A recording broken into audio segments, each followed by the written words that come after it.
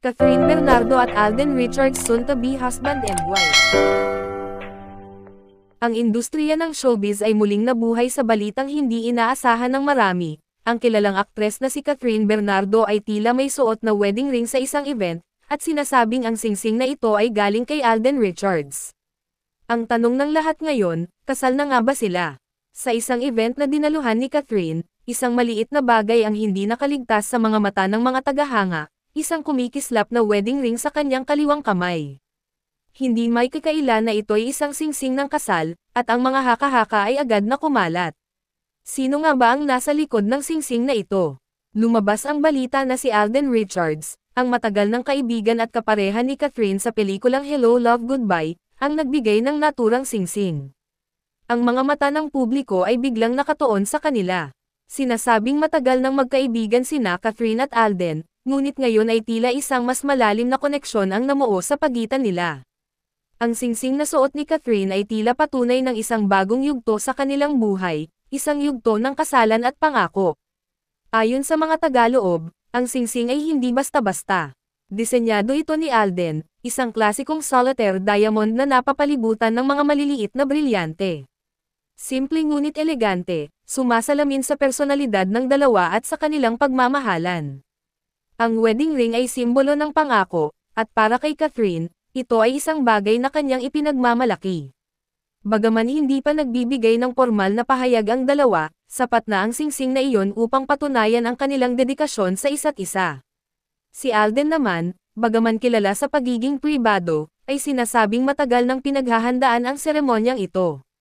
Ayon sa mga malalapit sa kanila, ang proposal ay nangyari sa isang napaka-personal at tahimik na dinner, malayo sa mata ng publiko. Sinasabing bumisita sina Catherine at Alden sa isang kilalang jeweler sa Makati bago pa man mapansin ang singsing. Doon daw nila pinili ang kanilang wedding rings, isang simbolo ng kanilang pagmamahalan at pagpaplanong magkasama habang buhay. Bagaman wala pang kumpirmadong petsa ng kasal, ang singsing ay malinaw na tanda ng kanilang seryosong relasyon.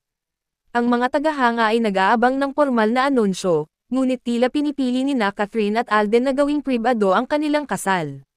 Sa social media, agad-agad na kumalat ang mga larawan ni Catherine na may suot na singsing. Marami ang bumati at nagpakita ng suporta sa dalawa, habang may ilan namang nagtatanong kung bakit napakabilis ng mga pangyayari.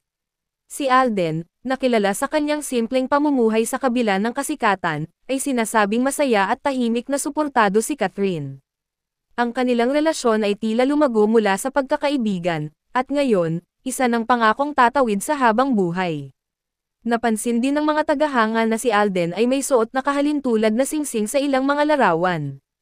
Ito'y naging malinaw na pareho nilang pinipiling magpahayag ng kanilang pagmamahalan sa tahimik ngunit makabuluhang paraan. Sa mga panayam, parehong napansin ang kanilang pagiging masaya at kontento.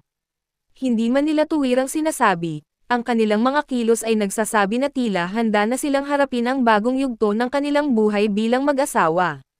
Ang singsing ay hindi lamang isang piraso ng alahas para kay Catherine at Alden. Ito'y simbolo ng kanilang pagmamahalan, mga pangarap, at mga plano para sa hinaharap. Ito ang patunay na ang kanilang relasyon ay malalim at wagas. Ang mga pamilya nila ay sinasabing buong suporta sa kanilang desisyon. Ayon sa ilang balita, planado na rin ang kanilang kasal, isang simpleng seremonya na dadaluhan ng malalapit na kaibigan at pamilya lamang. Sa kabila ng kanilang kasikatan, pinili ni Catherine at Alden na gawing pribado ang mga detalye ng kanilang buhay. Ang wedding ring na iyon ay naging isang simbolo ng kanilang tahimik na pagmamahalan na hindi nangangailangan ng masyadong ingay. Para sa mga tagahanga, ang kanilang relasyon ay tila isan.